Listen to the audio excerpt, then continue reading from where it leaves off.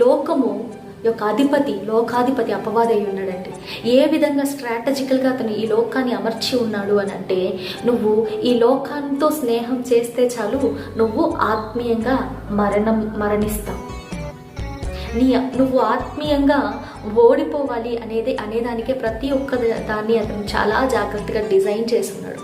చూసేందుకు చాలా ఆకర్షణీయంగా ఉంటుంది, వినేందుకు చాలా గమ్మత్తుగా ఉంటుంది, శరీరములకు చాలా ఉల్లాసాన్ని ఇస్తుంది, మనసుకు చాలా రిలాక్సేషన్ ఇస్తుంది. కానీ అది తుదకు మరణమే. విశాలముగా ఉన్న ప్రతి ఒక్క దారి తుదకు మరణమే. అందుకే దేవుడు చెప్తాడు, ఇరుకైన మార్గంలో చాలా మంది ప్రవేశించాలని చూస్తాడు, కానీ ప్రవేశించేది కొందరు మాత్రమే.